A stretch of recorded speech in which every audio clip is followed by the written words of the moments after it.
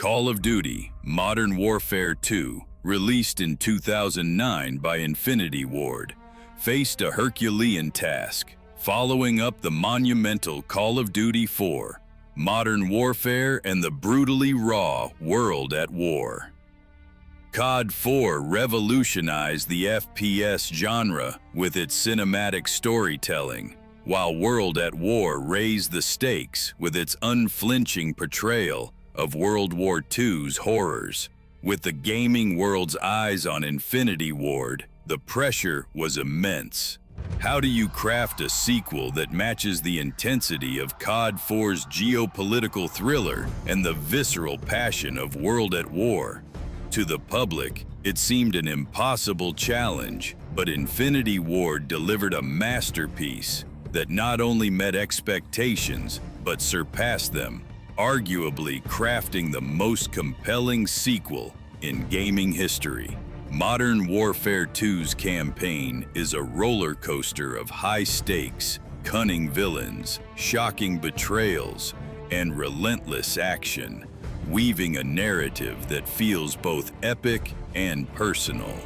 For me, this game is a cornerstone of my gaming youth, and replaying it recently confirmed its brilliance isn't just nostalgia, it's a testament to impeccable design. Let's dive into a mission-by-mission retrospective, exploring why Modern Warfare 2 remains an S-tier classic, dissecting its storytelling, gameplay, and enduring legacy.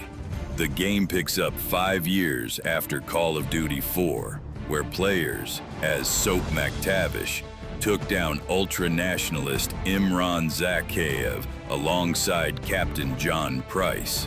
Zakhaev's death should have ended the conflict, but instead, it fuels a new crisis.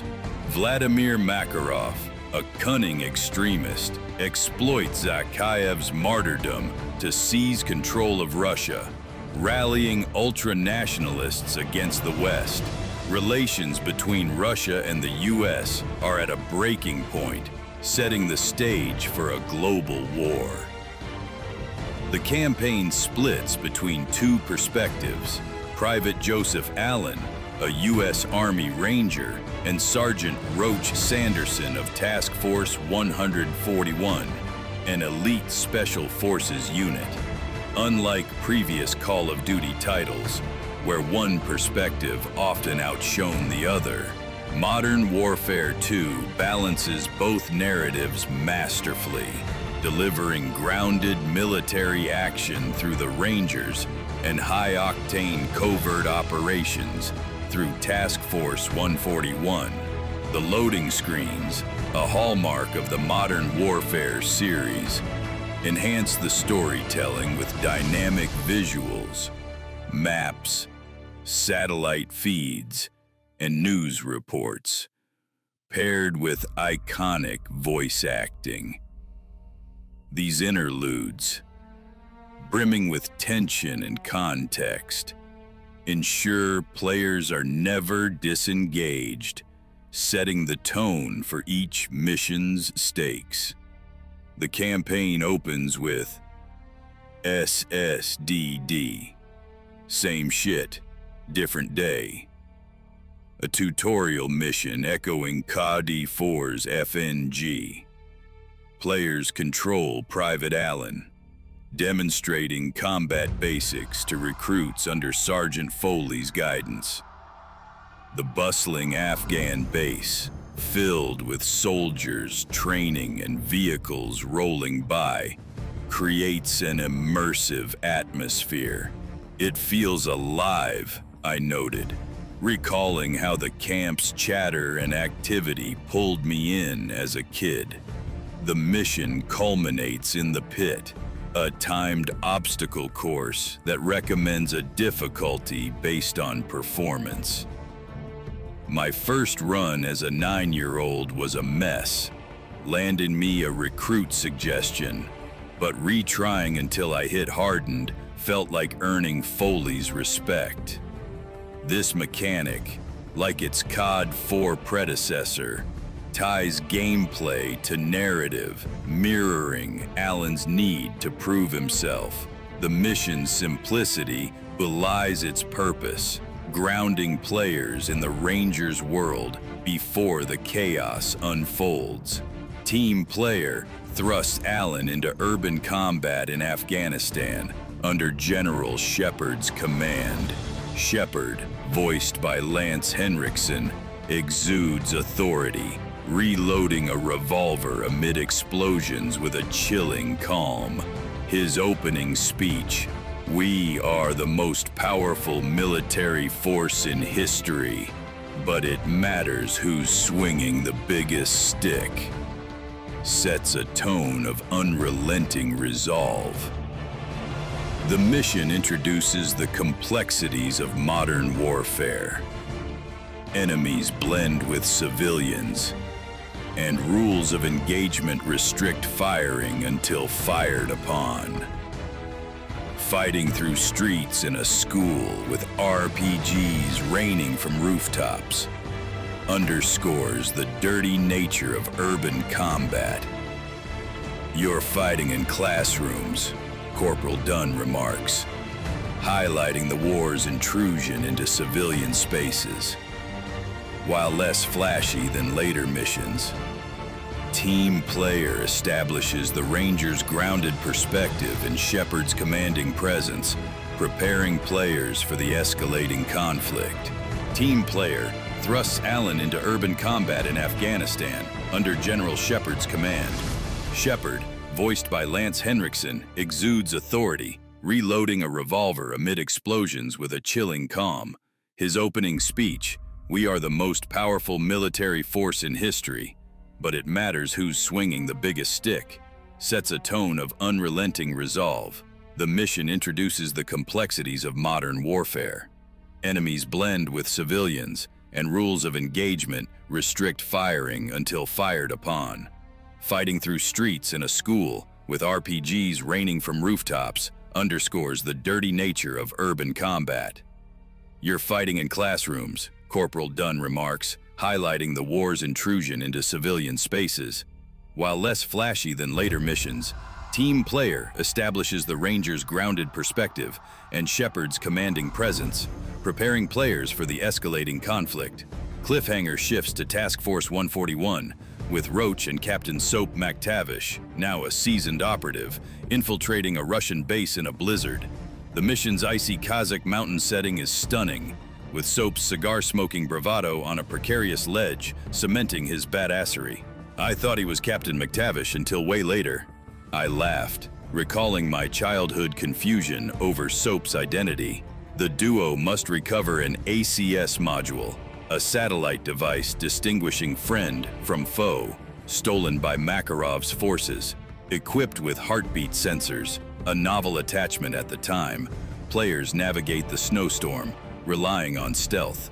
Soap's Overwatch guidance and the tense moment of planting explosives on fuel lines keep the heart pounding. When compromised, the mission erupts into a chaotic snowmobile chase, culminating in a jaw-dropping jump over a ravine. Cliffhanger is a masterpiece, blending stealth, action, and a cinematic setting, showcasing Task Force 141's daring operations. No Russian, the campaign's most infamous mission, follows Alan undercover within Makarov's inner circle. Shepard warns, "Makarov has no rules. It will cost you a piece of yourself." Nothing prepares you for the horror as Alan's team opens fire on civilians in a Russian airport named for Zakhaev. The slow pacing forces players to witness the massacre, whether participating or not. It's like they taped your eyes open, I thought, replaying the mission's gut-wrenching walk through the chaos. Makarov's plan to frame the US and incite war reveals his cunning, making Shepard's confidence seem naive. The mission's controversy sparked global debates, with Fox News decrying its violence, yet its inclusion was a bold statement. Infinity Ward didn't shy away from moral complexity, forcing players to confront the cost of covert operations.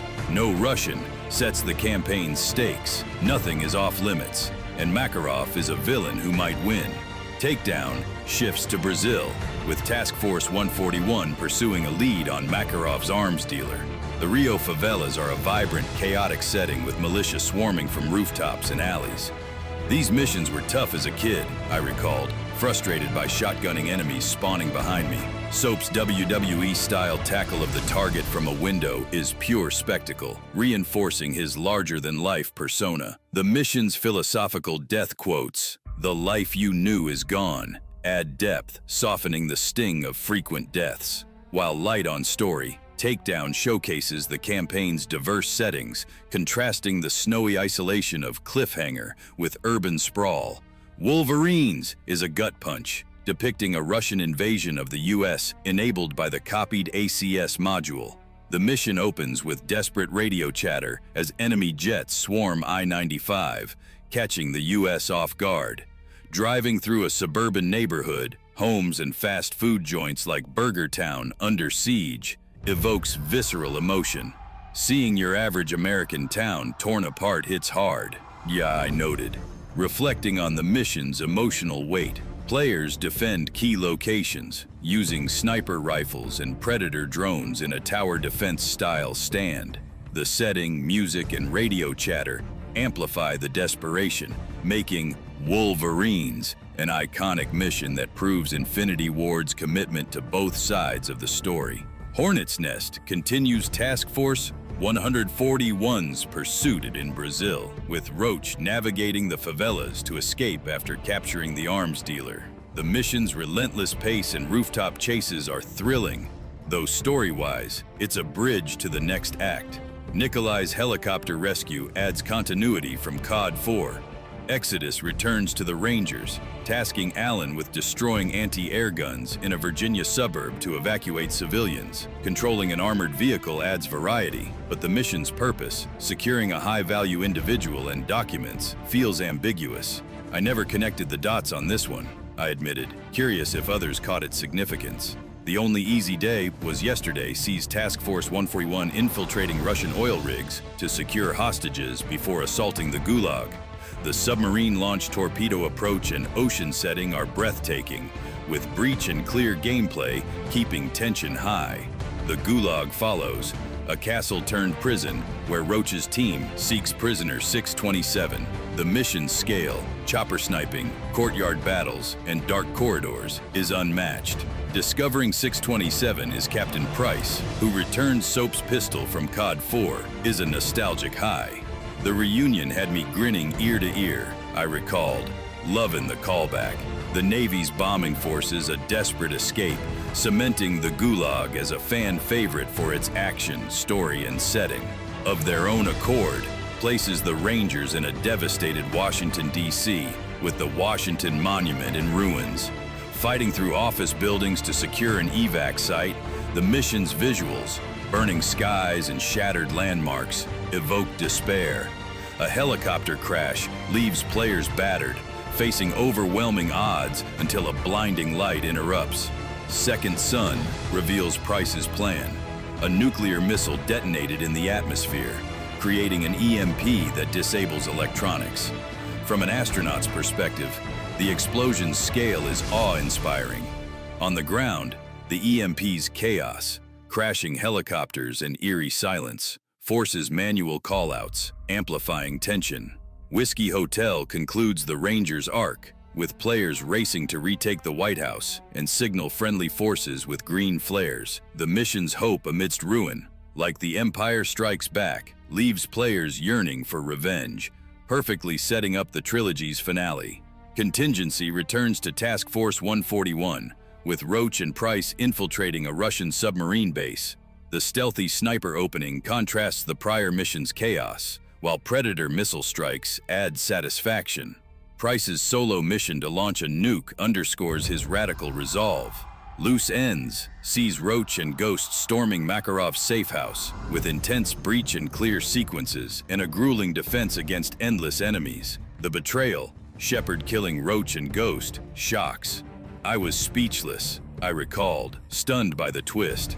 The enemy of my enemy has Soap and Price navigating a scrapyard, allying with Makarov to locate Shepard. The uneasy truce, the enemy of my enemy is my friend, adds moral complexity, while the car chase to a plane is pulse-pounding. Just like old times and Endgame form the campaign's climax, Soap and Price infiltrate Shepard's Afghan base, stealthily eliminating enemies before facing overwhelming resistance. A boat chased down a river, with Shepard escaping via helicopter, leads to a dramatic waterfall crash. Disoriented, Soap confronts Shepard in a sandstorm, with Price's fight saving him. You're bleeding out, and Price is getting pummeled. It's hopeless, I thought, gripped by the tension. Nikolai's rescue, as the screen fades, leaves the story unresolved, a perfect cliffhanger. Modern Warfare 2's campaign is a triumph of pacing, with each mission, 17 in total, feeling distinct yet cohesive. The dual perspectives balance grounded emotion with over-the-top action, while settings like Rio, DC, and the Gulag showcase global scope. The score, by Hans Zimmer, amplifies every moment, from desperate lows to triumphant highs. Voice acting, from Henriksen's Shepard to Billy Murray's Price, is iconic, with lines like, "History is written by the victors," etched in gaming history. The game's themes, betrayal, sacrifice, and moral ambiguity, elevate it beyond typical shooters. No Russian, and Shepard's betrayal forced players to question trust and morality, a bold move for 2009. As a kid, Modern Warfare 2 was a cultural phenomenon, discussed endlessly with friends. Waiting 2 years for Modern Warfare 3 built a connection to Soap and Price that binging can't replicate, akin to anticipating the Walking Dead episodes. Replaying it now, I'm sharing it with my younger brother, eager for him to experience its magic. The game's flaws, minor story ambiguities, are overshadowed by its ambition. Infinity Ward's passion, evident in every mission, set a standard few games match. Modern Warfare 2 earns its 10/10 S-tier status, a timeless masterpiece that leaves you craving resolution.